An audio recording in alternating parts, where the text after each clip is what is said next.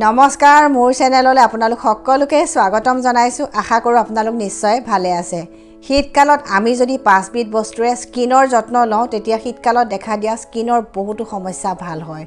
অতি সহজতে পোৱা কম খৰচী এই 5 বিধ বস্তু কি আৰু স্কিনৰ কি সমস্যা ভাল কৰে আৰু স্কিনত কেনেদৰে ব্যৱহাৰ কৰিব লাগে যদি জানিব খোজে তেন্তে ভিডিওটো ভালদৰে চাব শেয়াৰ কৰিব যাতে আনৰো সহায় হয় গতিকে ভিডিওটো দেৰি নকৰো আৰম্ভ কৰো আহক শীতকালত আমাৰ স্কিনৰ হেৰুৱা উজ্জ্বলতা ঘূৰাই অনা আৰু স্কিনৰ বহুতো সমস্যা ভাল কৰা প্ৰথম বিধ চিনাকি বস্তু হৈছে মৌজুল কিন্তু শীতকালত মৌজুল কিয় উপকাৰী প্ৰথম কথাটো হৈছে যে শীতকালত মৌজুলে আমাৰ স্কিনৰ কাৰণে নেচাৰেল ময়শ্চাৰাইজাৰ নিচিনাকৈ কাম কৰে কাৰণ শীতকালত আমাৰ স্কিনৰ আৰ্দ্ৰতাটো নাইকিয়া হৈ স্কিনখন শুকান হৈ পৰে সেই কাৰণে মৌজুল লগালে আমাৰ স্কিনৰ শুকান ভাৱটো নাইকিয়া হয় মৌজুলৰ 2 নম্বৰ গুণটো হৈছে যে ই আমাৰ স্কিনৰ কাৰণে শীতকালত নেচাৰেল ক্লিনজাৰ হিচাপে কাম কৰে শীতকালত আমাৰ কেতিয়াবা স্কিনত থকা নোমৰ গুৰি বা পোৰ্ছবিলাক বন্ধ হৈ হোৱাইট হেডছ আৰু ব্লেক হেডছৰ সমস্যাই দেখা দিয়ে তেনে ক্ষেত্ৰত আমি যদি স্কিনত মৌজুল লগাওঁ তেতিয়া আমাৰ স্কিনত থকা পোৰ্ছবিলাক ভালদৰে চাফা হয় আৰু তেতিয়া এই সমস্যাবিলাকৰ পৰা আমি বাচি থাকিব পাৰোঁ মৌজুলৰ 3 নম্বৰ গুণটো হৈছে যে ই নেচাৰেল এক্সফোলিয়েটৰ হিচাপে কাম কৰে অৰ্থাৎ আমাৰ স্কিনত জমা হোৱা মৃত কোষৰ তৰপ বা ডেড স্কিন চেলৰ লেয়াৰবিলাক দূৰ কৰে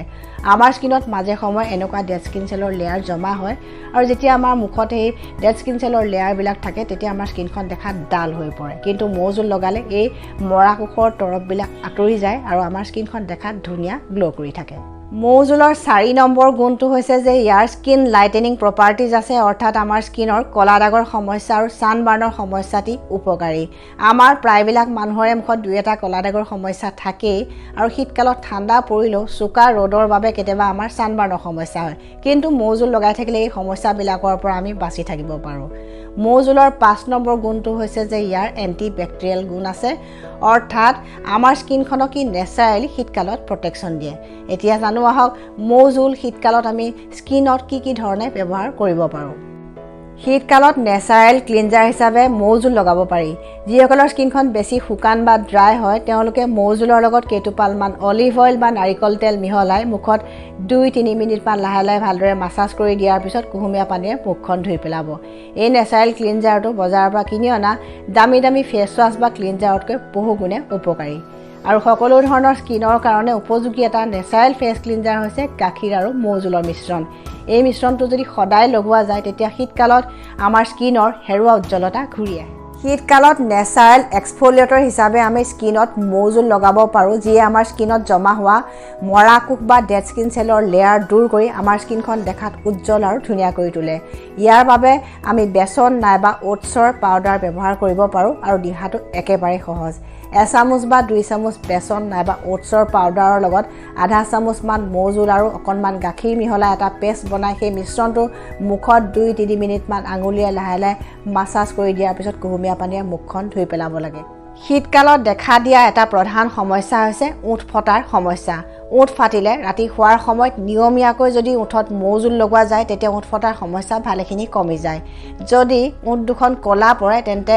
মৌজুলৰ লগত কেইটোপালমান নেমু ৰস মিহলাই ৰাতি শোৱাৰ সময়ত নিয়মীয়াকৈ লগালে কলা ওঁঠৰ সমস্যা অতি সহজতে ভাল শীতকালত স্কিন ধুনীয়াকৈ ৰখা 2 নম্বৰ চিনাকি বস্তুটো হৈছে গ্লিচাৰিন শীতকালত গ্লিচাৰিনে আমাৰ স্কিনৰ শুকান ভাৱটো নাইকিয়া কৰে আৰু ওঁঠ ফটাৰ সমস্যা বা গুৰুহা ফটাৰ সমস্যাটো গ্লিচাৰিন বহুত উপকাৰী ওঁঠ ফাটিলে ৰাতি শোৱাৰ সময়ত নিয়মীয়াকৈ যদি ওঁঠত গ্লিচাৰিন লগোৱা যায় তেতিয়া ফটা ওঁঠৰ সমস্যা অতি সহজতে ভাল হয় আৰু যিসকলৰ ওঁঠ দুখন কলা পৰিছে তেওঁলোকে গ্লিচাৰিনৰ লগত কেইটোপালমান নেমু ৰস মিহলাই ৰাতি শোৱাৰ সময়ত ৰেগুলাৰ লগালে তেওঁলোকৰ এই কলা পৰাৰ সমস্যাটো যথেষ্টখিনি কমি যায় আৰু গুৰুহা ফটাৰ সমস্যাত আমি গ্লিচাৰিন বিভিন্ন ঘৰুৱা দিহাত ব্যৱহাৰ কৰিব পাৰোঁ তাৰে এটা সহজ দিহা হৈছে 1 চামুচ এল'ভেৰাৰ জেলৰ লগত কেইটোপালমান নাৰিকল তেল এটা ভিটামিন ই কেপচুল আৰু কেইটোপালমান গ্লিচাৰিন মিহলাই এটা মিশ্ৰণ প্ৰস্তুত কৰি ল'ব লাগে তাৰপিছত ভৰি দুটা ভালদৰে পিউমিক ষ্ট'ন বা ব্ৰাছৰ সহায়ত চাফা কৰি লোৱাৰ পিছত সেই মিশ্ৰণটো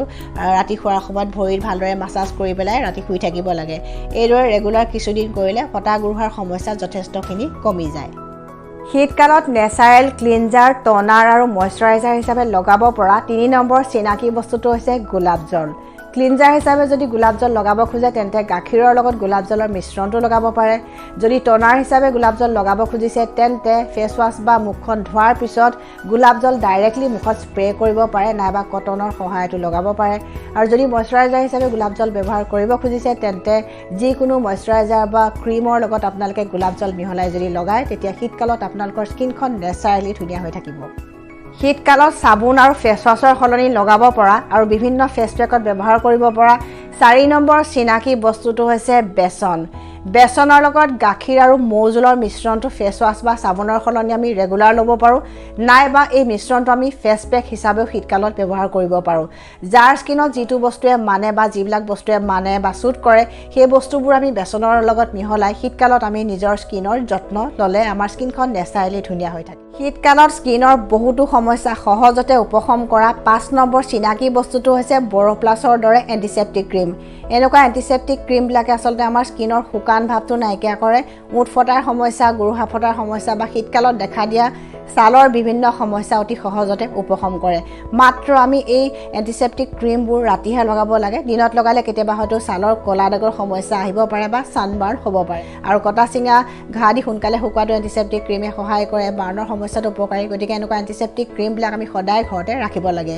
আজিৰ ভিডিঅ'টোত উল্লেখ কৰা 5 বিধ বস্তু মই নিজেও ব্যৱহাৰ কৰি থাকোঁ সেইকাৰণে ভাবিলোঁ আপোনালোকৰ লগত আজিৰ ভিডিঅ'টোত কথাবিলাক জনাওঁ আৰু শ্বেয়াৰ কৰোঁ যদি আপোনালোকে ভিডিঅ'টো চাই ভাল পাইছে প্লিজ শ্বেয়াৰ কৰিব আৰু নতুন ভিউৱাৰ্ছসকলে মোৰ চেনেলটো ছাবস্ক্ৰাইব কৰিবলৈ নাপাহৰিব ষ্টে হেল্ডি ষ্টে হেপ্পী